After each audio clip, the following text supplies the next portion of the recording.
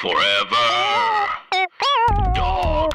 Welcome to Forever Dog. You can listen to this podcast ad-free on Forever Dog Plus by signing up at foreverdogpodcasts.com/plus. And make sure to follow us on social at Forever Dog Team and check out all of our podcasts at foreverdogpodcasts.com. Thank you for your support and enjoy the show.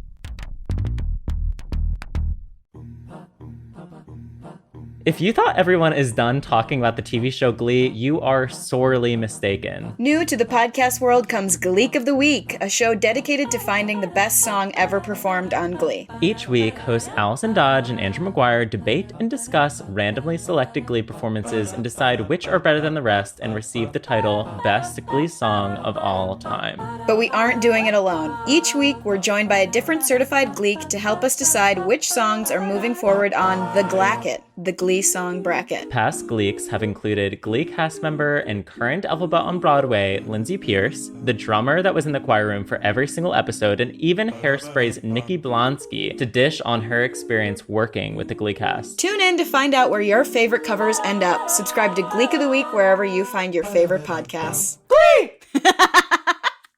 Forever Dog.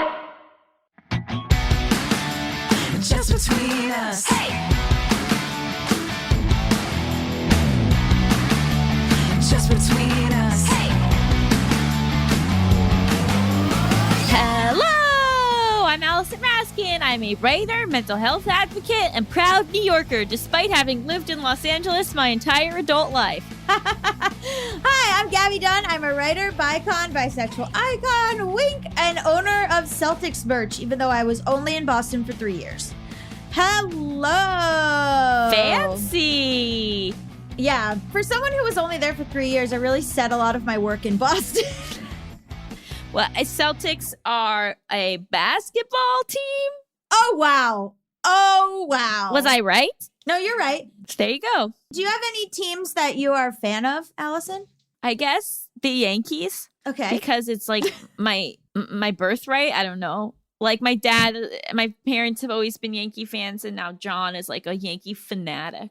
Really? Oh my God. Obsessed with the Yankees. So That's good for him bonding with your dad. oh yeah, they have a lot to talk about. Oh, thank God. That's great. When he was in New York, there was one night where my dad was playing an online poker game and John sat and watched him for 2 hours. See, okay, this is good. Does John like online poker? Yeah, my dad was like giving him tips and like showing him what he was doing and why and like all of this stuff. And it was very adorable. My mom and I just watched Arrested Development downstairs. Oh, that's great. It's Yeah. like, I feel like, sometimes for older men, it's like you got to bond with like sports or some sort of little hobby or whatever. Yeah, they have a lot in common. And my dad also got to show off quite a few magic tricks. So it was a successful vacation. Oh, wow. Oh, wow. It's so interesting too with like my sister and my dad and like the way that they didn't really get along when she was younger, but now like all they talk about is the Miami Heat, and it really? somehow, yeah, and it has healed things. It's like worked.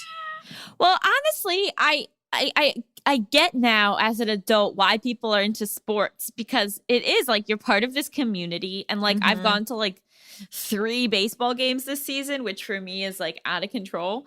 And like there is something fun about like when something happens, being surrounded by a bunch of other people that are really excited that thing happened. And also like I remember being very interested in when Gondelman and I were dating, my ex, who was a guest on the show, and I were dating in Boston.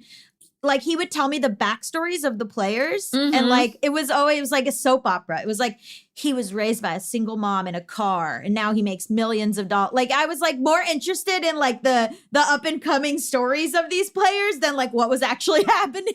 Oh, Like, totally. They're like, oh, this person like doesn't really, they're not like a super good player, but they're like, maybe like third string or whatever. And I was like, he's my favorite. And they'd be like, well, why is he your favorite? And I'd be like, he had such a tragic story to get to where he is. Like, and they play that up with the Olympics too, right? Like you just hear the stories of triumph of these like, gymnasts and stuff. And like, that's what I'm latching on to. You know what I have gone to that I think people should go? I've gone to a lot of WNBA games. in the last year. Oh. So fun, amazing. There was one woman, I went to an LA Sparks game, and there was a woman sitting in the very front, like by the court, losing it, screaming, and like getting so involved. And we were like, who is that? Is that someone's mom? Like, what is that? It was Vivica A. Fox. I love that. Anyway, this is Just Between Us, a variety show filled with heartfelt advice Ridiculous games. and brutal honesty. I just think it's so lovely to be excited about anything. I want to care about anything as much as Vivica A. Fox cares about the LA Sparks. 110%.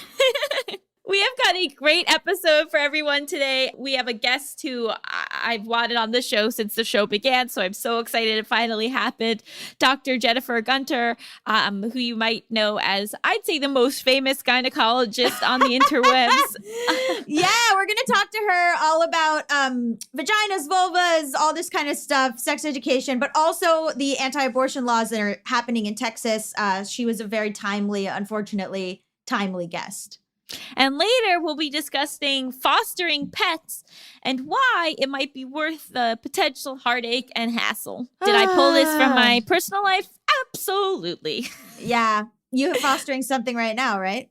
Something. No, I was fostering a pup last week, but he got adopted, so yay. Oh, cute. Okay, but first, we have to answer a listener's question, and you know what that means. Hit it! International question! International question! International question! Ash, upstate New York. Specific. We love it, which is different than where I'm from, which is Westchester County, but I'm not going to go into that again. Okay, zipped. I'm zipped. I have no more comments on the geography of New York or New Jersey. Thank you. Okay, so Ash writes, first, I want to say how amazing your show is. Your dynamic is electric, and I always find myself laughing and nodding in agreement. So thank you. So nice. Okay. My question is, should I care if my father won't speak to me anymore? My dad and I have always had a tumultuous relationship.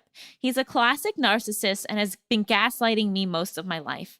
I've tried very hard to continue a relationship with him, but after having my now 16-month-old kid, I find myself not caring as much to keep things going.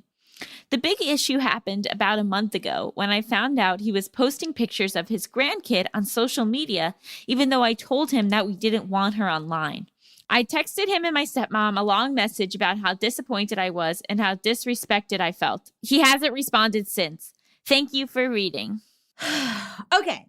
I think about this a lot in terms of certain family members. In one instance, I have felt good about lately meeting this person where they're at and not casting so much judgment on them, but still being aware of like my own hurt feelings but just knowing that they are not the person to fix those feelings.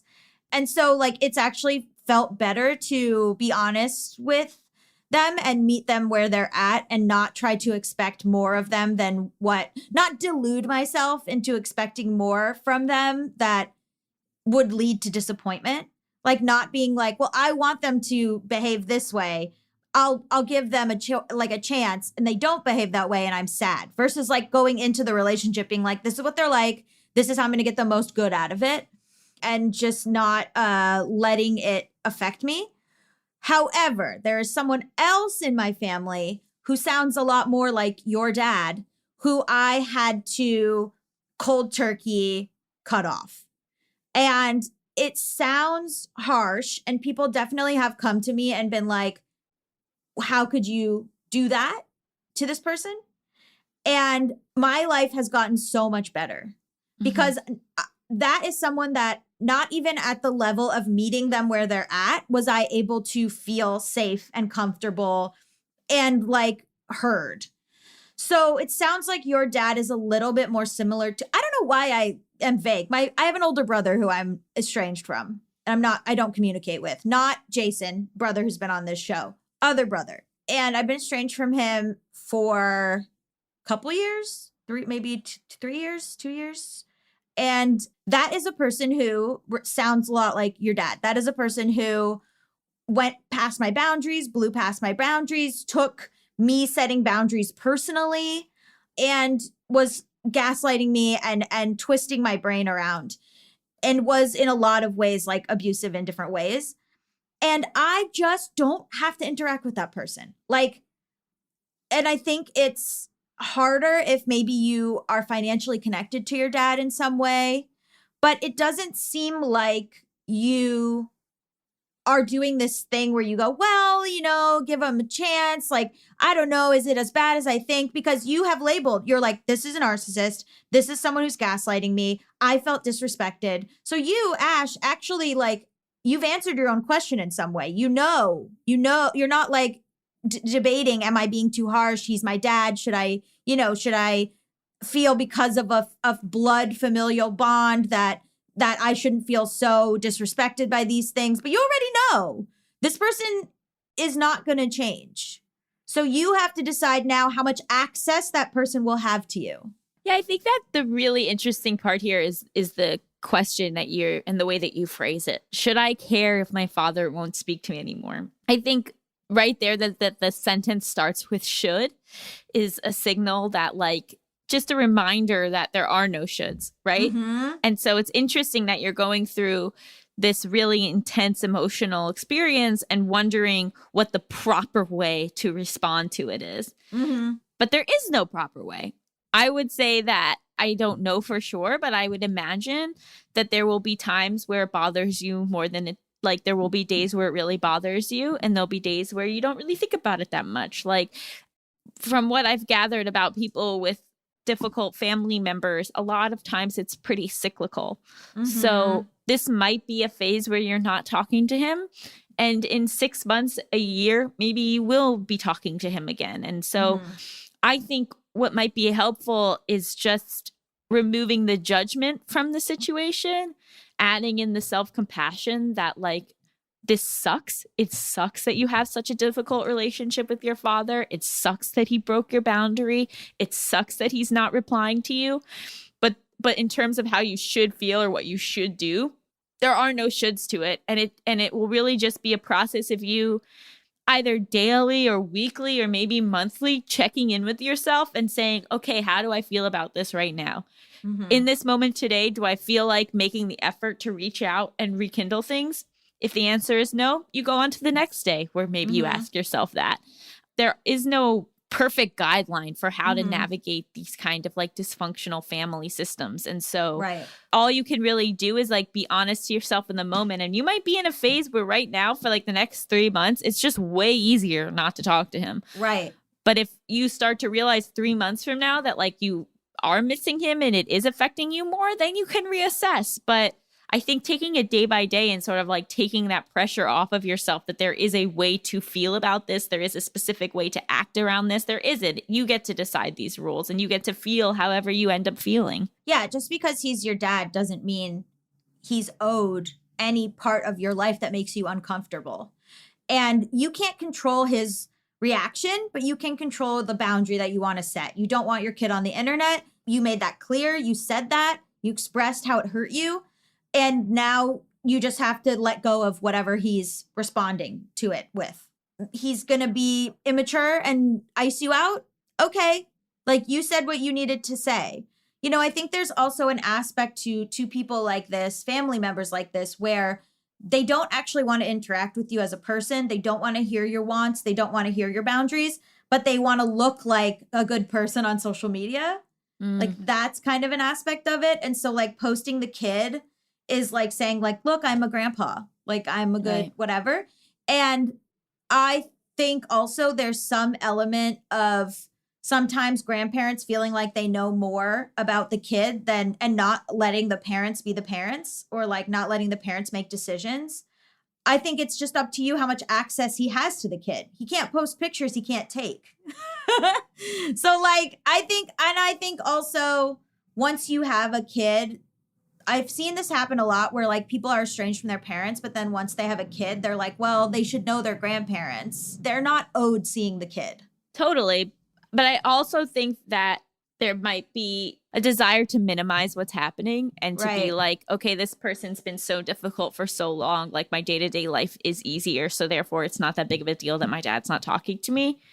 But the reality is like, that kind of is a big deal. And like, It you should let sucks. yourself process that. You should let Yeah. yourself grieve that. You might want to go to therapy just to sort of like talk that through. Like there might be this initial relief that comes from stopping the communication. Yeah. But when you do have a estranged family member, that is a big deal in a lot of ways, like even if you don't really realize it at first. And so I guess my advice would be just to make sure that you're caring for that part of you and that Yeah. you're, you know, like even if right now it just kind of feels good and like free, that like there's the possibility that this might kind of sneak up on you and to care for yourself when that does happen. And to, you know, many things can be true. It can be the right decision to no longer talk to your dad, but it can still also be a really hard decision. The background on my phone is literally a quote that says, "It's okay to be sad while making the right decision." Yeah. That's literally what it says on my phone. Oh, that's amazing. It sucks. Like, especially if you come from a dysfunctional family and you start to see where that's not normal. It really sucks. It hurts. You're missing something that is like kind of fundamental, and it's not fair, and it sucks. Mm-hmm. So letting yourself have the space for that too. You know, but then also just like, again, that this will probably change how you might feel differently one day than the other day. So just sort of keeping in check with yourself. And if you are in a phase right now where it just feels really great not to be talking to him, that's awesome.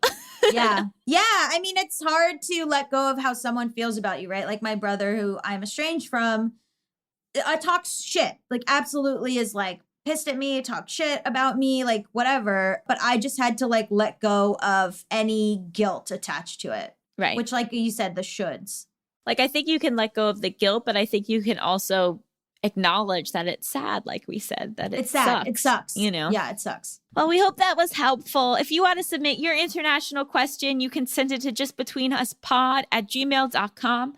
That's justbetweenuspod@gmail.com. Up next, we have a juicy interview with our highly esteemed guest, Dr. Jennifer Gunter. Stay tuned. With HelloFresh, you get fresh, pre-measured ingredients and mouth-watering seasonal recipes delivered right to your door. Skip trips to the grocery store and count on HelloFresh to make home cooking easy, fun, and affordable. That's why it's America's #1 meal kit. Fall is busy, but HelloFresh recipes save time you'd otherwise spend meal planning, shopping, and chopping, so you get back to what matters. The fall harvest is officially on with HelloFresh. Count on seasonal recipes like pumpkin cinnamon rolls and Friendsgiving-ready sides, as well as fresh, high-quality ingredients that travel from the farm to your front door in less than a week. HelloFresh offers the flexibility you need to easily customize your order on the app within minutes. Easily change your delivery day, food preferences, and plan size, or skip a week whenever you need to. Whenever I call my parents, they're always cooking a HelloFresh meal. They love it. My dad has now figured out how to cook after taking, 40 years off. Right? And now he's in charge of couscous and vegetables. Oh, that's so, I love the vegetarian options. That's what I get. And they're so yummy and so like just filling and great and unique in a way that, cooking foods in a way that I never thought of myself. So thank you, HelloFresh. Go to HelloFresh.com/BetweenUs14 and use code BetweenUs14 for up to 14 free meals, including free shipping. That's HelloFresh.com/BetweenUs14 and use code BetweenUs14 for up to 14 free meals, including free shipping. HelloFresh, America's #1 meal kit. I love it when the sun sets later and the days get longer. I get more time to be outdoors and just live a little more. But all this activity sometimes means I have even less time to cook and focus on eating foods I know are good for me. That's why I switched up my game with Daily Harvest. It's honestly the best self-care routine I've ever had. Daily Harvest delivers delicious harvest bowls, flatbreads, smoothies, and more, all built on organic fruits and vegetables right to your door. I've really enjoyed the artichoke and spinach flatbread, and I've also been enjoying the smoothies that come with it. So, my partner's been making them for me every day, and they're so easy and they're so tasty. Daily Harvest takes literally minutes to prepare and never uses preservatives, added sugar, or artificial anything. And that goes for everything. My personal favorite is the Daily Harvest Scoops. They're plant-based ice cream. Scoops is the perfect sweet treat, plus it's gluten and dairy-free. Daily Harvest is all about leaving the earth in a better place than they found it, not just for us, but for future generations to come. They focus on increasing biodiversity, investing in organic farming practices, reducing food waste, and even prioritizing recyclable and compostable packaging. Daily Harvest is delicious food all built on whole organic fruits and vegetables that conveniently stays fresh in your freezer. So it's ready when you are. It's really the whole package. Get more time back to do you and take care of yourself this summer. Go to dailyharvest.com and enter code JustBetweenUs to get up to $40 off your first box. That's code JustBetweenUs for up to $40 off your first box at dailyharvest.com. Dailyharvest.com. Just between us. Welcome back to Just Between Us. It's time for the juiciest, most scandalous, controversial segment known to all of podcasting. Tough questions. This week, our guest is Dr. Jen Gunter, an internationally best-selling author, obstetrician, and gynecologist with more than 3 decades of experience as a vulvar and vaginal diseases expert. She has a book, The Vagina Bible, which me and Allison luckily got to have and read, and The Guardian calls her the world's most famous and outspoken gynecologist. Welcome to the show. Thank you. Thank you so much for having me. It's so funny. We have so many different guests on the show, but I'm definitely feel like I'm talking to a real celeb here because I've just been following you for so many years. And I think that you have just like started so many important conversations about healthcare and about our bodies and the need to better understand our own bodies. What sort of made you transition from a doctor to more of a public figure? Well, I think I've always had a loud mouth. That's probably. And, I think that I, maybe like a lot of physicians, was very, dismayed about the low quality of information that's out there. I think the COVID-19 pandemic is just a great example of how that is still an ongoing problem, and of how the internet can be an amazing place for health, and it can also be the worst place. It can be both. And the line between the two is not always defined. And I just began to think that and this was a long time ago, maybe like 12 years ago, I guess, was that why is all this content online being written by non-doctors? Why is this information sort of being filtered down through editorial viewpoints, and all of this information that we have as not just as gynecologists, as doctors, but, in my field, obviously it's gynecology, is, how are we in this place where we have this amazing library and yet people know so little about how their bodies work? Like that's a failing. And so I just thought, well, I'm going to fix the medical internet. So here I am. It's also sort of horrible but interesting timing that we're interviewing you this week when there have been all of these abortion laws and, what's going on in Texas. What have you been hearing or doing about that? Like, have you just been overwhelmed this week? Well, I mean, I think that, we all had a little bit of hope, misplaced, obviously, that the Supreme Court would do the right thing. And this idea that you can have basically forced birth vigilantes reporting people for providing medical care, standard medical care. And yet somehow it's okay to give ivermectin for COVID, right? Like it's just so like the cognitive dissonance here about, recognized evidence-based healthcare being illegal. And the fact that, this is where Trump told us we would be going. And this is a promise that he delivered on. And he was working with the people who had this goal in mind, who plotted it all out. And I think we're sort of at the end of not at the end of an awful story. We're at the end of a chapter of a very awful story. And so, yeah, it's been a bit difficult. And I have to say, a bit disappointing, the lack of sort of federal leadership about, they knew this was coming. And even if you don't have a great plan, just telling people that you're aware that there's a problem and we need to do something about it is, that's leadership. And so it's a difficult time, but you know what? It just means that we have to regroup. We need to talk to people on the ground in Texas, sort of the local organizers, to find out what they need. And we need to, put on our thinking caps and move forward. What, as a doctor, when you're seeing the anti-choice people talking, what are you struck by as like they're misinformed? Well, I mean, it's really interesting. It's no different than any other misinformation. They have 3 or 4 talking points that are poorly thought out, that are just wrong. It's propaganda, right? So whether it's anti-mask propaganda, whether it's forced birth propaganda, it's really the same thing. And so, they spew the same lies about, abortion hurting people, which of course is far safer than childbirth. So all this concern about health seems to evaporate when it actually comes to pregnancy that gets maintained. So so they have these same talking points. And it's really this idea that it's clearly there as a punishment. These awful laws are there to punish people and, to maintain poverty, to keep people in poverty. These are long-term sort of political strategies. The awful hypocrisy is if they actually cared about reducing the rate of abortion, we know what does that, affordable, accessible, free, really long-acting reversible contraception. There's really there's no mystery. I mean, obviously there are still people who are going to have, congenital anomalies or medical complications or rape or other situations where there was either a planned pregnancy or there was no way, to protect themselves because they didn't plan on being sexually active. But the vast majority of, abortions that result from unplanned pregnancies could be prevented. So it's just the hypocrisy. Yeah. And you spoke a little bit about this in your book. Well, you have 2 books, sorry. But just like how the healthcare system has been sexist from the beginning. Can you speak a little to that? Sure. Well, medicine reflects society, and society, doctors are just people, and society has been sexist since the get-go, right? And if you think about medicine has certainly, viewed the female body as being lesser. Right. If you having a uterus is a sign of being toxic, which is of course ridiculous because really like a fetus grows in there, but it's toxic. Like how does that happen? How did you with your big male, super massive brain and so amazing? How did you grow in this toxic swill of a uterus? How did that happen? God.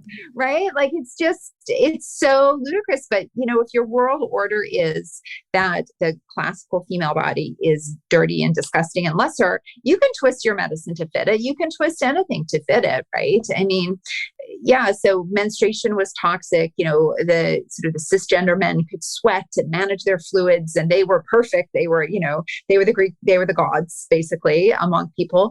And, us pathetic women couldn't manage our fluids right. So that's why we had to have this stop valve of the uterus to kind of let the toxins out because, we were so poorly constructed.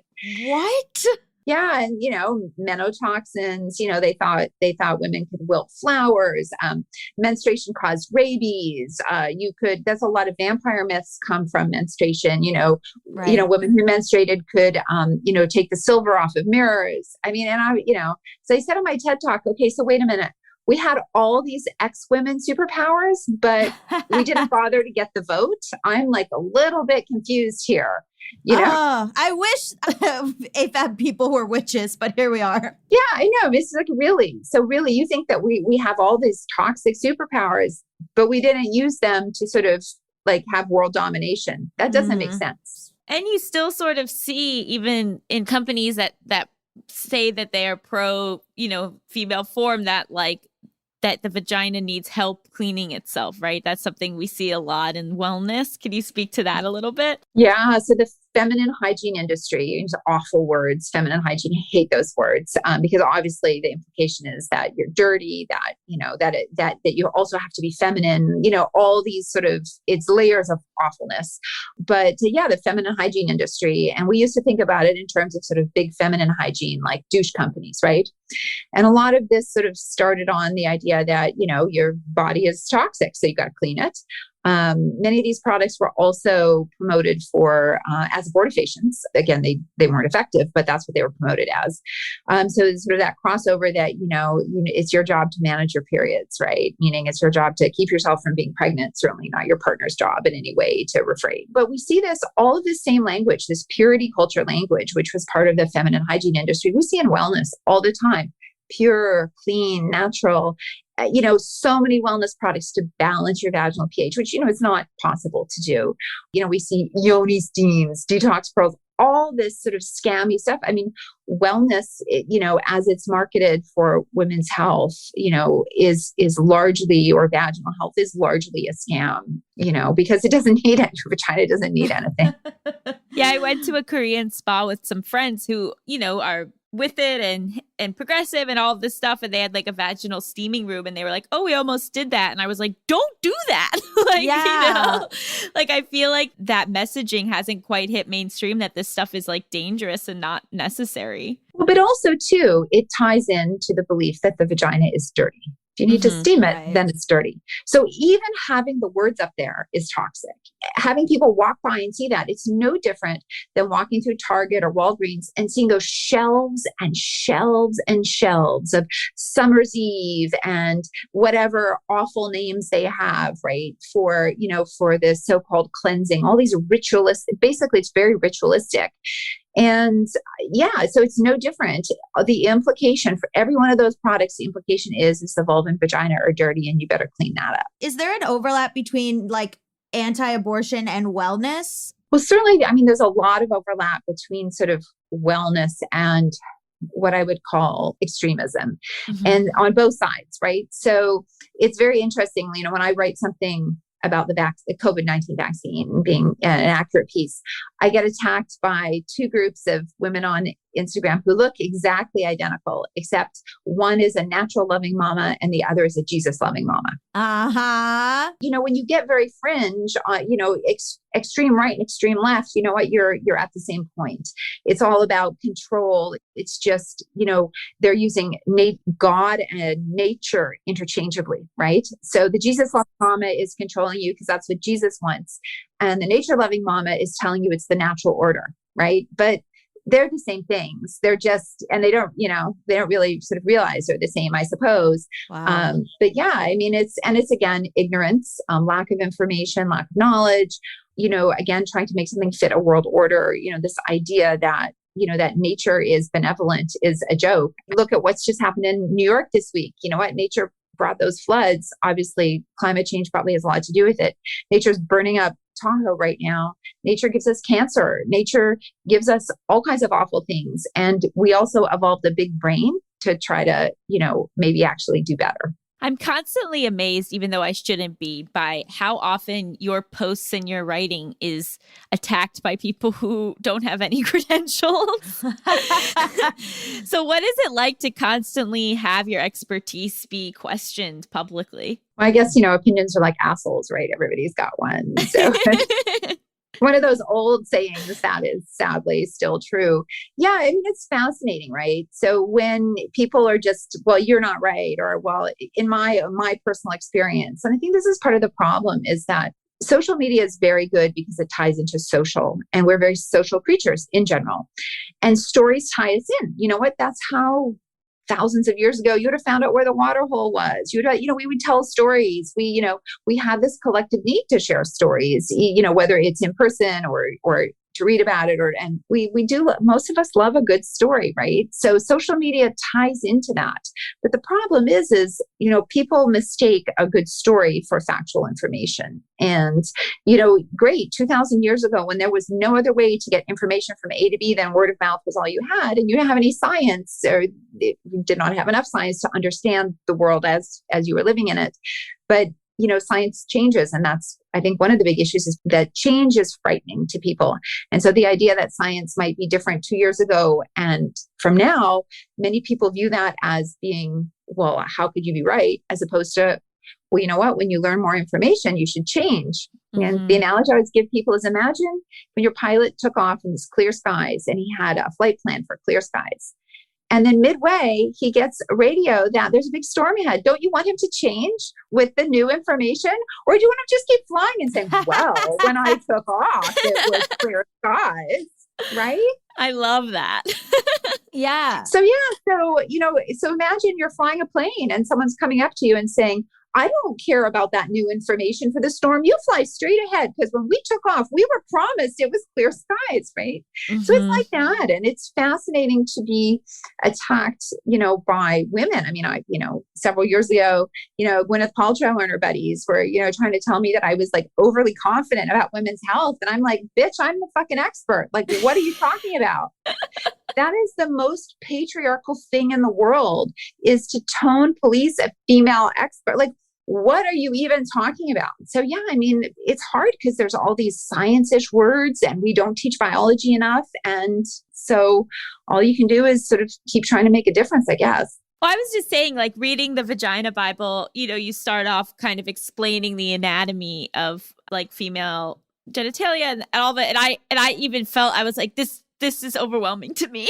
I was like, as soon as you throw in those science words and like even just like the distinguish between the vulva and the vagina and the thing, and like I was like, oh, I can see why it's easier to just like incorrectly just call it all a vagina, because it feels scary to like not really even understand your own body. Yeah, I mean, but imagine if right from the get-go, everybody was using those words. I mean, Right. You're able to understand very complex things about many other things, right?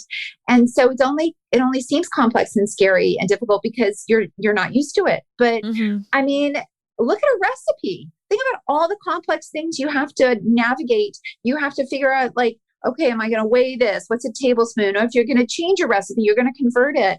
Ooh, do I use baking soda or baking powder with buttermilk? Like if you're a cook, you know all those things. I always think about all the incredible textile art women have done since the beginning of time, like weaving or knitting or all these incredibly complex patterns, right? That's no harder than learning about medicine. It's what's familiar. Mm-hmm. I wanted to ask in terms of education too. So like, what do people not realize is normal? And I'm talking about in terms of like discharge or whatever. And then what do people think is normal that isn't normal, like pain during sex? Yeah. So yeah, discharge, that's a big one. I just put a video up on TikTok last week where I showed my own underwear with discharge. Apparently, like that's the first time that's been done. I don't know. I mean, I had like 2 million views already. It's crazy. And all the comments from people, like they just had never seen what normal is. So if you don't know what normal is, then you think you're abnormal. So I think discharge is the one that everybody is worried that there's something wrong when there isn't. I mean, obviously there are medical problems, but a lot of people are worried about their normal discharge. Hence, the feminine hygiene industry playing into that, hence decades, centuries, thousands of years of toxicity, right, about the vagina. So that all plays into that. That's this generational weight. So I think that's the one thing that a lot of people think is abnormal that isn't. And then, yeah, pain with sex. Sex should not hurt. Inserting a penis, inserting a vibrator, inserting fingers into your vagina should not be painful. In the same way, like opening your mouth and putting a toothbrush in shouldn't be painful, right? And so we're having a bowel movement shouldn't be painful. All these things shouldn't be. And so the fact that it's been sort of normalized as being like okay or not a problem, one is a huge part of medicine. That's a problem. People being told to just have a glass of wine, it's awful. There are diagnoses to make on treatments, but also the way people talk about it, or even talk about sexuality. I mean, there's some people who I see who have pain with sex, and I'm like, well, tell me about your foreplay. And they say, well, what's that? Mm-hmm. And sex for them is literally their partner rolls over and stuffs his penis in. Right. Then sex might be painful in that context, and explaining that. And here we are in this supposedly open society with, all of these internet tools. And yet someone is still at that, because if you make sex dirty or shameful, where are people going to get that information? Right. And where are they going to realize like, oh, this is actually not, I should go to the doctor for this. You know what I mean? And Right. also maybe the ability to tell a partner, like, I don't want to do penetrative sex. And like, that's perfectly normal and fine. Yeah. I mean, communication, I think, is the key to this. And it's amazing to me how many people can have sex with their partner, but not talk about sex with their partner. Mm-hmm. Right. And I tell people, sex is it's a physical form of communication. And, if you can't talk about it, then maybe that's a skill to learn, because often people are dying to talk about it. They're just, because of all this awful cultural oppression, patriarchal oppression, and these ideas that we've incorporated, people are afraid to talk about it. But often when people start talking, the other person's like, oh, I'm so glad you brought that up, because I've been wanting to talk about it. Right. So, creating these safe spaces to talk and, getting away from, you have to imagine, like, every single thing we see in sort of the popular press isn't quite the right word, but like standard Hollywood movies, standard TVs, that kind of thing, gives people a perception of a very of sex that is not like that, right?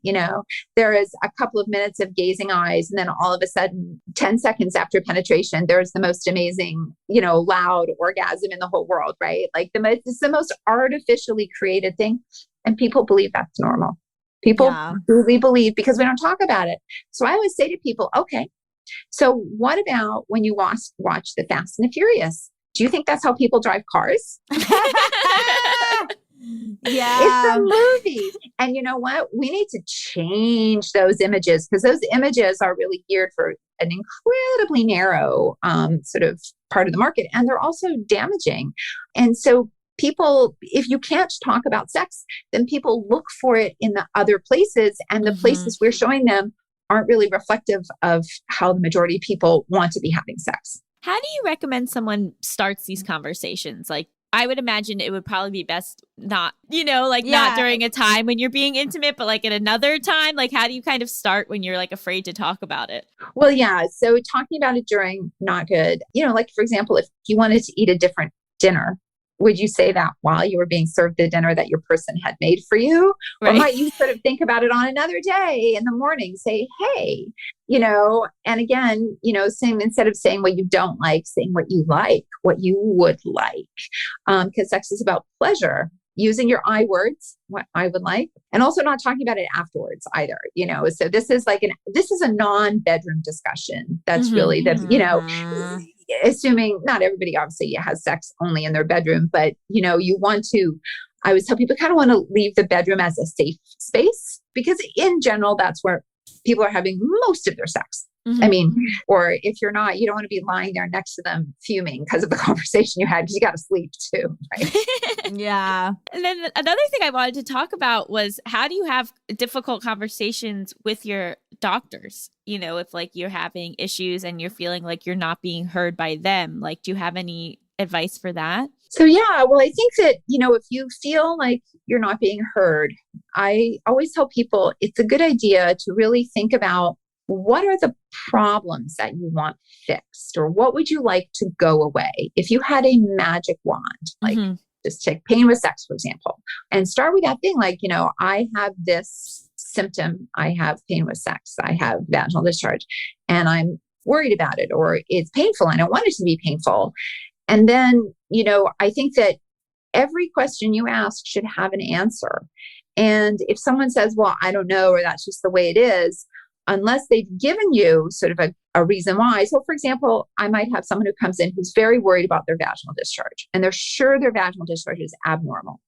And maybe they've even seen 3 or 4 doctors who reinforced that by giving them antibiotics when they didn't need it, right? Who kept sort of reinforcing that. And they come to see me and their discharge is perfectly normal. It's perfectly normal. And, I've tested their pH. I've looked under the microscope. I've seen that they've had a negative yeast culture. And so I will explain to them why it's normal, right? So no, so you shouldn't just say, oh, it's normal. You shouldn't worry about it. You should be able to say, the definition of abnormal is this. I've done these tests and you don't tick off on any of those abnormal. Plus, all I do is look at people with vaginal discharge all day long. And your discharge is normal.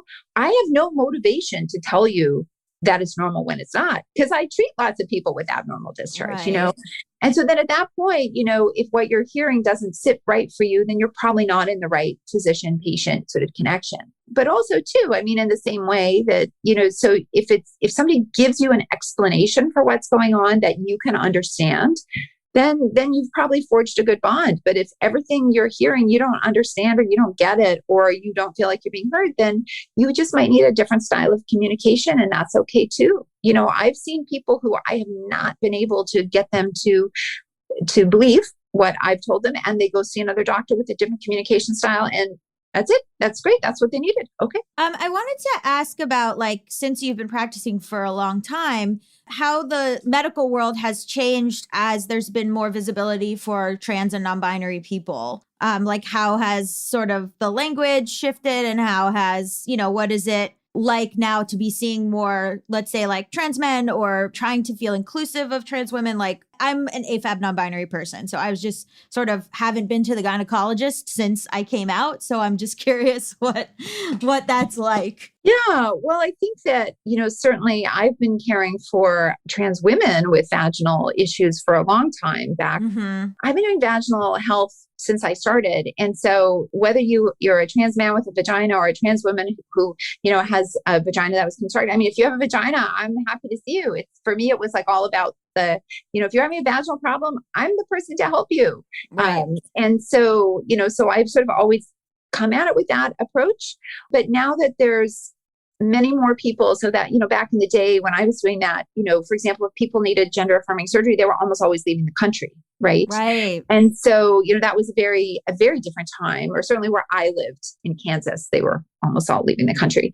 But now, like, for example, where I work, we have clinics that are, where people can, get all their gender affirming care with people who are up to date on the guidelines, because it's very hard to be up to date on absolutely everything, especially in a field that might be, more rapidly changing, because there's a lot more data coming in, because some of these guidelines, I think, are relatively new. And so, so I think it's been great to see clinics that are dedicated to treating people where they feel comfortable. I think that's, it's great to see, like on our computer software, it tells us what somebody's pronouns are. Like, it's just right up there. So there's no question. We just, you don't have to ask anybody. And so I think that in many ways, it's great to see medicine respond to the needs of people as it should. That's really what it should be. And I think that more inclusive language brings more people to the table. And I think that we're generally always stronger together. So I also wanted to ask about like aging and menopause. You have a book about that as well. So like, what is the fear? And like, I feel like people use menopause as like a joke a lot. Yeah, I mean, menopause has unfortunately been the butt of a lot of jokes, because, what's the worst thing you can be in society? A woman. What's the second worst? Well, what's even worse than that? An old woman, right? Yeah. And so, because you can't breed anymore and you're not attractive to men anymore. I mean, because what's the worst thing in the world for a woman to be? Not attractive to a man, so that's what that all comes from. And if you think about it historically, if the uterus is the seat of toxicity and you need to menstruate to get those toxins out, what happens when you don't menstruate? Well, those toxins build up and you get unhealthy. So, there's a lot to unpack there. So yeah, menopause is an amazing evolutionary adaptation that has propelled us forward as a species, and it needs to be reclaimed as such. That's what I would say. We've looked at menopause through a lens of negativity, because that's how we view, a cisgender female body, right? Like, that is toxic. It's bad. It's wrong. It's different. It's other. You can use whatever word you want. And so if men can theoretically keep reproducing till they're 80, I mean, most don't have sperm. That's good enough, right? But, they all think they can. There's a cliff. If you have ovaries, then people have looked at ovaries as a sign of failure. But the adaptation is, it's very helpful to have another pair of hands who isn't involved with reproduction, who has done with that phase of life. So if you think about it, tens of thousands of years ago, longer, whenever we sort of branched off from our closest ancestor, there would have been a few people who lived beyond their ovarian function, who were then able, maybe their youngest child would have been 10 and they had a 20-year-old who was also having children. They'd be able to help. And they would then be passing on those genetics for longevity to the next generation, because studies tell us, when there was a grandmother who could help, there was more offspring. And that was it. And there's also some very interesting data that suggests the way young children are so social and so, engaging, and we all look at them and go, oh, you're so cute, that actually evolved to bring the grandmother connection in. Because you need to be cared for to survive. The classic sort of so-called maternal instinct to look after your child is that's already programmed in. The grandmother doesn't have that. But if you get all the cute little, oh, look how cute that is, then you want to take care of that. So, the grandmother-grandchild connection helped to drive, social evolution, helped drive longevity.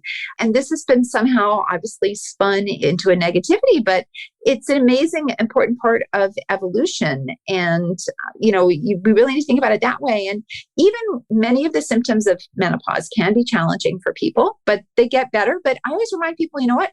Symptoms of puberty can be challenging and symptoms of pregnancy can be challenging, right? We have these other normal phases that have challenging symptoms. So that's why we have big brains, so we can figure ways around that, right? But even with brain fog, which a lot of people do report during their menopause transition, they still outperform men on the testing, memory testing. I think the other big time where age is really playing a role is like with fertility, right? And so as like a 32-year-old who hasn't yet attempted to have children, like this fear of like this ticking clock. How do you think is like the best way to approach talking about that? Do we have unrealistic expectations in terms of like what actually is a geriatric pregnancy? Are you a proponent of people freezing their eggs? Like, how do you think it's best to talk about all of that? Well, I don't think I can really answer your egg freezing question because I'm really not an infertility expert. That's a whole separate conversation about how many people actually use those eggs, what happened, so that's a whole different conversation. I'm not up on that data. I think that there are hard realities of reproduction and that it is true that, once you are about the age of 40, the chance of getting pregnant each cycle is about 5%. Without help, which is significantly decreased from, when you're 30. But we also have these expectations that, people are in the peak of their career maybe and have all these other things going on. I think really the answer or some of the answers to that is, well, what are the reasons that some people might delay childbearing? Well, they're financial or they're educational. Well, what if we restructured society in a way that people didn't have to make those choices? Right? What if all educational programs had childcare? What if both partners, if you're in a coupleship, were expected to take time off? What if we could change society in a way that allowed people who want to get pregnant to not delay them? And then how can we expand science to help people who want to delay to get pregnant when they want to? I think it's also important that people, kind of have that information so they can make choices. But I hate viewing it as a biological clock because there also are many, many fertility tools to use. And there's many ways to have a family too, that we shouldn't be tied to one particular, model of how a family happens. But yeah, these are questions I think to have with, your doctor. And if anyone who has any questions about, freezing their eggs should really be speaking with a reproductive endocrinologist who's a fertility expert. How important is pubic hair? Well, I'd like to live in a world where pubic hair is not a subject of discussion. We talk about it so much for women, and we don't talk about it at all for men, right? Like they don't have all these products. Why does one group of people have to remove their pubic hair and the others don't? I think that pubic hair medically is important. It maintains the moisture in your vulvar skin. It's a layer of protection, and it's probably also involved in the sexual response because each hair has a little nerve halfway wrapped around it. When you pull on it, you get all that extra tugging. So it's just kind of more feedback. But people make choices about their bodies and they make body modifications all the time. I mean, look, I dye my hair. That's a body modification. Some people have pierced ears. My son has a pierced nose. People do body modifications. People get tattoos. Some are permanent, some are not permanent. And so I just think we should view it as a body modification. And if that's what you like, sometimes there's consequences. And, if you're okay with, if you remove your pubic hair and your skin is drier, then you might have to use a moisturizer. Okay. Being aware that definitely we see people with cuts and abscesses and complications. And, you just have to get all the information and make the choice that works for your body. Now to get unrelevant, would you like to play a game show? Sure. Bring it on. Okay, great. So you and Gabby are my contestants in this game called Hypotheticals. I'll give you a series of scenarios. You can ask any clarifying questions you have, and then you tell me what you would do in those scenarios. And then I just get to decide if I like your answer. Okay. It's not fair and it's not based in science. So our first game is America's favorite game show. Would you stay with this cheater? You have been married to your spouse for 8 years, and not once have you ever heard him laugh out loud. He says he just isn't a laugh out loud type of person. But then one night you go see live stand-up, and this one comic has him laughing so hard he cries. Would you stay with this laugh cheater? So he never thinks I'm funny. He says he thinks you're very funny, but but he never laughs out loud. And then this one female comic makes him cry laughing. Oh, I'd stay. That wouldn't bother me. It wouldn't bother you? No, that's okay. It depends on the premium you put on being funny, I guess. I would feel bad because I like when my partner is dying laughing over something I said. Even if honestly, like I would say 40% of the time I don't know why what I said was funny and Mal still laughs. So I'm gonna say that I will leave for my own bruised ego. Is the comic my partner's actual soulmate? Yeah. Sorry. I'm sorry, Jen. They leave you for the comic. And it turns out they do laugh out loud. They just never for you. Yeah, so one aspect of this game is that even though neither of us believe in soulmates, Allison does know who everyone's soulmate is. Oh, I see. Okay. Yeah, I'm all powerful in this universe. Gotcha. And people have soulmates, apparently. There's a whole cinematic universe happening in hypotheticals. Okay, our next game. Are you a terrible parent? Your child, 8, knows how to swim, but is afraid of the water. To help them get past this fear, you get them a puppy, but put the puppy on a raft in the middle of your pool and tell your kid that in order to keep the puppy, they have to swim and get it. And if they don't swim to get it, you are returning the dog to the shelter. Are you a terrible parent? Yes, you're an awful parent. Why?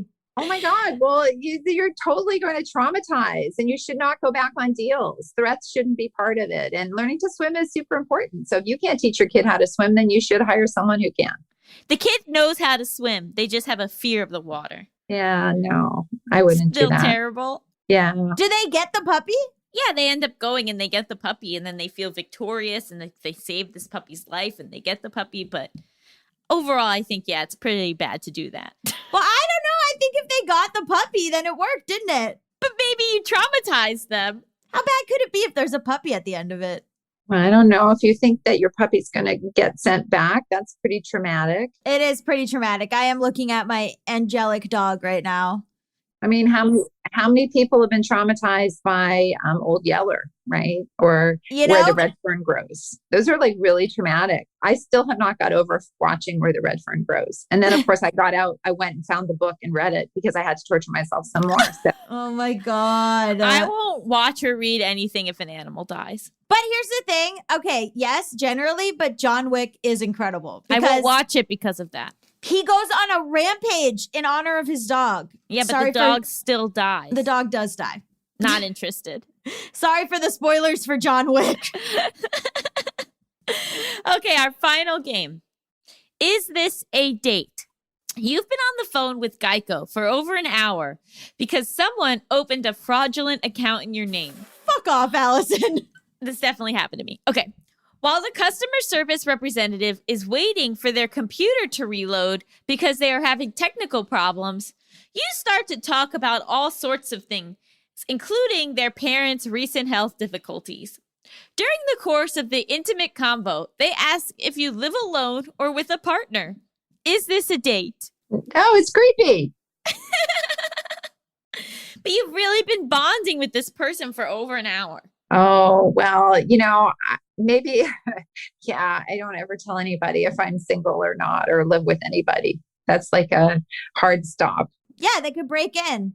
Let me ask you a question. Do you have a partner? No, you're single and ready to mingle. And where does this person live? That's difficult. You don't know where they live. Oh, okay. Because they're at a call center. And have I been sharing things about my life? Yeah, it's been like one of the most wonderful conversations you've ever had. Okay, I think it's a date. Yeah, I think at least it's a meet cute. Your address is on file, so they know where you live. God, that's fucking terrifying. Okay, I take it back. Jen's right, it's creepy. Too bad they're your soulmate. Come on. Sorry, but they live 7 states over. Wait, how could I have two soulmates? Yeah, I lost my. Oh no, wait. That was your partner's soulmate. They're my partner's soulmate, right? Also, right. Ever heard of polyamory? Ever heard of soulmate polyamory? But what's exciting is that they end up figuring out who opened that fraudulent account, and they save you from having a bad credit score. Well, they're a good person doing their job. We love boundaries. Thank you so much for joining us. This was so informative and helpful. Where can people find out more about everything that you do? Sure. So people can find me at on Twitter at Dr. Jen Gunter, on Instagram at Dr. Jen Gunter, on TikTok at Dr. Jen Gunter, and Facebook, Dr. Jen Gunter. I know I'm really original. And my blog, which is The Vagenda. So thevagenda.com with a J. Amazing. Wow. Thank you so much. All right. Well, you guys take care. It was super nice to meet you. Thank you. All right. Thanks. Bye. Bye-bye. Stick around after the break. We'll be talking all about fostering pets. I know a lot of people don't like shaving, but I shave daily. I shave my arms every day. I shave my armpits every day. I shave my legs every day. And so that's why it's really important for me to have a great razor and also a great shaving cream. Athena Club's products make it even more fun and easier to shave for me. Not only is it the prettiest razor I've ever seen, but it's also gentle on my skin, leaving it moisturized, super smooth, and bump-free. Athena Club's razor is designed with built-in skin guards to help prevent razor burn while being gentle on curves. It's no wonder their razor has thousands of 5-star reviews. The razor blade is surrounded by a water-activated serum with shea butter and hyaluronic acid, which is a holy grail for skincare. The best part is the razor kit is only $9 and comes with 2 blade heads, a magnetic hook for shower storage, and your choice of handle color. And the razor has cute handle color options, but they also have black and white razors for all you minimalists out there. I got rose gold. I have a pretty blue. Plus, you'll never have to worry about running out of refills or being stuck with dull, overused razors. You can choose how often replacement blades ship to you for free. That means fresh, ready-to-use razors always arrive right when you need them. Athena Club also has the dreamiest shave foam that will leave your skin soft, hydrated, and smooth. For a long time, I was just using a bar of soap, but let me tell you, this shave foam, it has increased my shower experience exponentially. Show your skin you care with the Athena Club Razor Kit. Sign up today and you'll get 20% off your first order. Just go to athenaclub.com and use promo code JustBetweenUs. That's ATHENACLUB.com with promo code JustBetweenUs for 20% off.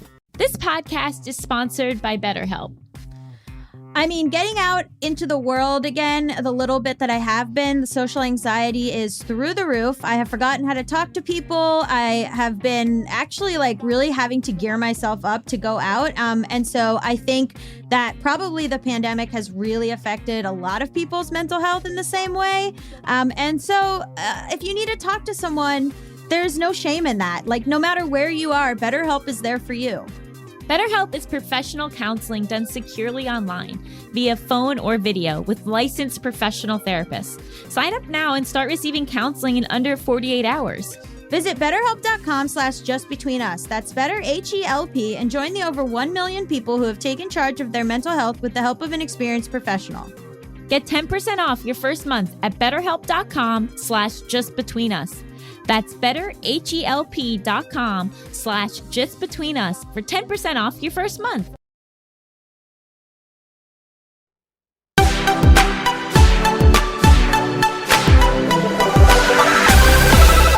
Welcome back to Just Between Us. It's time for topics. XXXXXX, baby. Baby. I like to end on, I think this will be a lighter topics, but who knows? It might also be heartbreaking.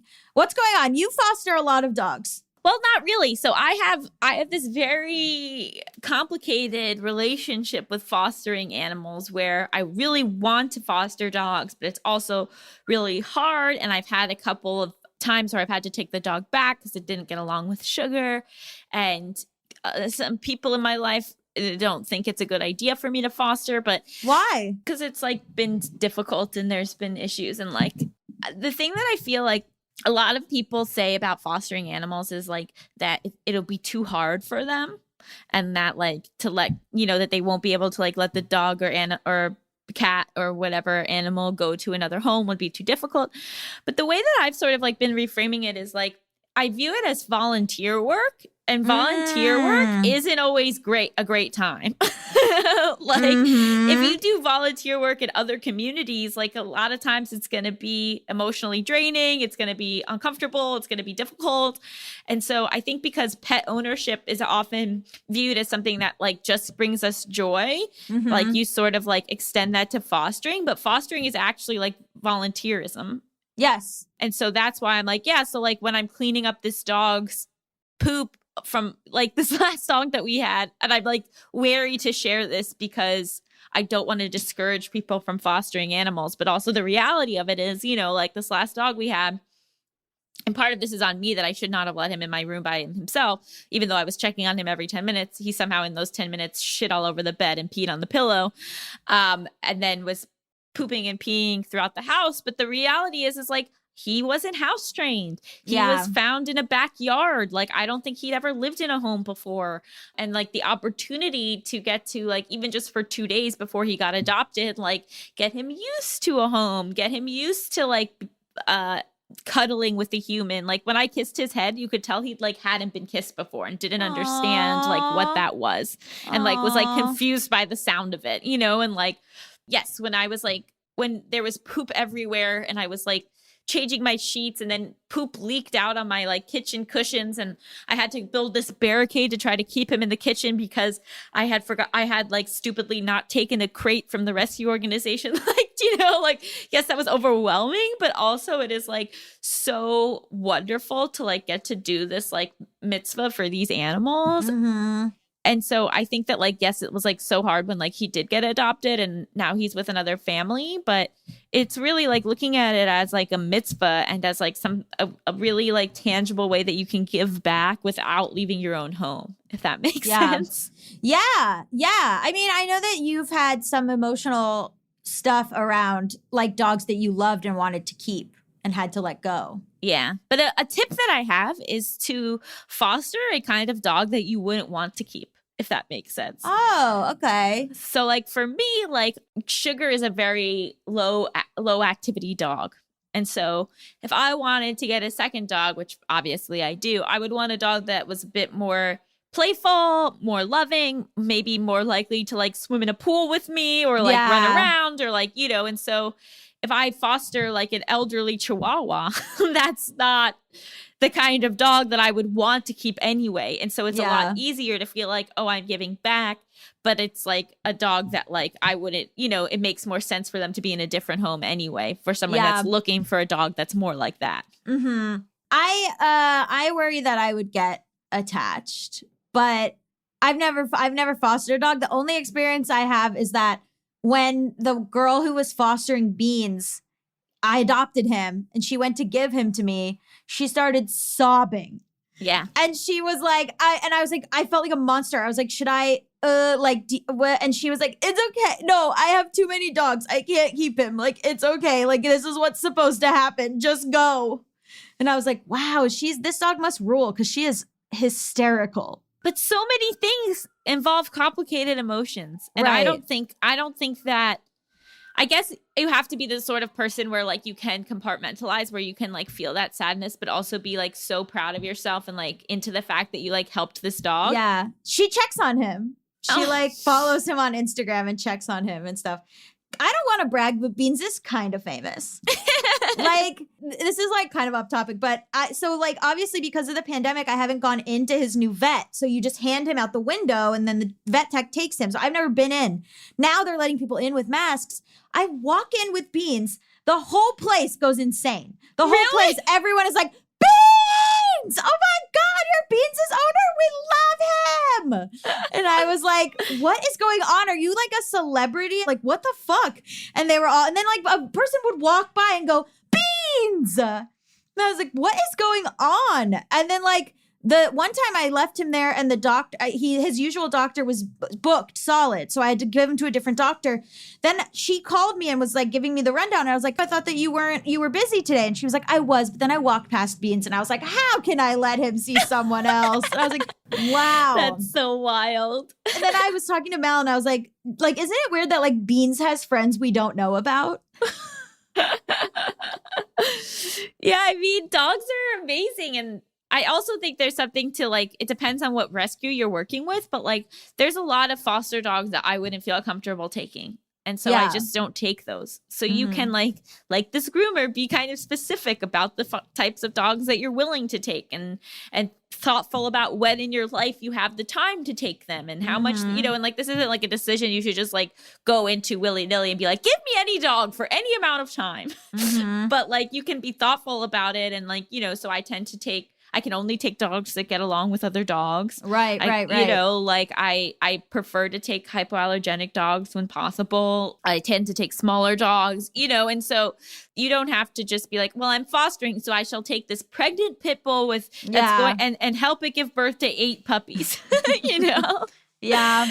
So there's different levels of fostering, but I just really, it's been one of my favorite things that I've been able to do. And it's just something like I wanted to talk about and like kind of spread the word about in a way. Also, the dog that shit everywhere got adopted after 2 days. Yeah. Wow. When we went to pick him up, we knew that he had a meet and greet on Friday. Got it. But I'll be honest, like there was like after that first day, I emailed and was like, I'm sorry, but this dog is not housebroken at all. And like, I don't know how to house train a dog. And therefore, if they don't get adopted, I think they should go to a foster with more experience with that. And then in the next 24 hours, John and I just so fell in love with this dog that like I emailed back being like, actually, I'll figure it out. If this dog doesn't get adopted, we'll figure it out. Oh, that's so sweet. But then he did get adopted, and it's, you know, and that's wonderful. But I don't know, it's just like a really cool life experience that I think if you frame it correctly in your mind, then you can like, yes, there will be difficulties and there will be the loss of like when and if they do get adopted, but it's also like just looking at it as volunteer work and as a mitzvah and as something you're doing for this other thing versus like, oh, this thing makes me feel good, if that makes sense. Can be really powerful and wonderful. I love that. But I'm always like in a constant state of like, I should be fostering, even though like maybe it's not the right, you know, the right time for me, or there aren't the right type of dogs at the rescue I work with. And yeah, so it is like one of the most complicated parts of my life, but it also has brought me a lot of joy. Oh, that's really sweet. So now are you going to foster it starting tomorrow? I want to so bad, Mal. I always say I'm like already like, well, you know, if Beans passes away, like I'll get another dog. And Mal was like, don't you want like a few years, like, you know, to not, I know. Years? I'm getting a new dog that day. Here's what I want. I'm like, as soon as Beans turns like 12, he's like 8 now. As soon as he turns like 12, we should get another dog. And I was like, in that way, if Beans passes away, we already have this other dog at home, so I won't be as sad. And Mal was like, I don't know if that's how that works. But yeah, you'll still be as sad. But I can't imagine having more than a week in my life where I don't have a dog. That's mine. This is dark, but I've been like, if they ever have to put him down, I'll be like, take me as well. Like, I love him so much. Yeah, it's wild. Sugar just like rubbed on me for like a while yesterday in this way that like she doesn't always, and it was like an extended amount of like interaction for the two of us. And it was so moving. Yeah, the way that I was like, I hold Beans' head and I'll be like, I got you to look at you and enjoy it. I got you for my enjoyment. So right, that's the wrong approach to fostering. Got it. Yes. Yeah. Wow. Melissa, do you want to come in and talk about pets? I love pets. But you don't have a pet. I don't have one because I was living in a place that's very small. But now I have more room. Dog. God. Is it time? Are you thinking about? After I unpack and everything, then yeah. Dog.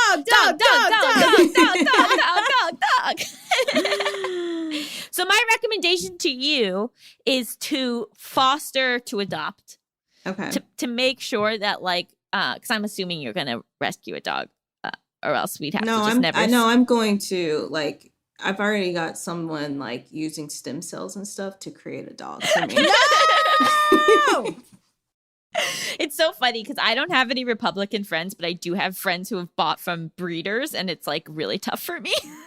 Yeah. Wow. I get it. I feel very weird about that. I'm not okay with it. No, I don't like it. It makes me freak out. But so why you should foster or adopt is because that way you can make sure that like this dog is like works with you and your lifestyle. And like, obviously when you have a rescue dog, they're not going to be their true selves right away, but just so you get a sense of it can be good, I think. Yeah. Can I just say, Beans, I had Beans for a full year and a half before he barked, before he started barking. And then I was like, you don't bark? What is this? But his real personality came out, although Mal thinks that he learned how to bark at the dog park and we had him hanging out with bad influences. Interesting. If you buy a puppy, you don't know what that puppy's personality is going to be. Right. 100%. But I think there is a cool opportunity with certain rescues where you can have like kind of like a trial period to see it. And even if that doesn't work out, then you gave this dog a wonderful home during that trial period. So, oh my God, I'm so excited for you to get a dog. So what do we rate this episode? I rate it 11 out of 10 boundaries regarding your child. Ooh, love it. Melissa? First, I just want to say that the first email that I sent to Dr. Gunter was on October 3rd, 2019. So it's almost 2 years to the day that we first reached out. So I'm happy that we finally got her on. Never give up, never surrender. Right. Wow. So I want to rate this 150 out of 100 vagindas. Yes, nice. I love it. And I will rate it 27 out of 21 pooches. Pooches. Well, thank you to Dr. Jennifer Gunter for being our guest after 2 whole years. Just Between Us is a Forever Dog production hosted by me, Allison Raskin. And me, Gabby Dunn. Produced by Melissa D. Monts. Executive produced by Brett Boehm, Joe Cilio, and Alex Ramsey. Brendan Burns composed our killer theme music. To listen to this podcast ad-free, sign up for Forever Dog Plus at foreverdogpodcast.com/plus. And check out video clips of our podcast on YouTube at youtube.com/foreverdogteam or on our channel, youtube.com/justbetweenusshow. Make sure to follow us on Twitter, Instagram, and Facebook at Forever Dog Team to keep up with all the latest Forever Dog news. Also on Instagram at Allison Raskin, at Gabby Road, and at She Is Not Melissa. Bye! Forever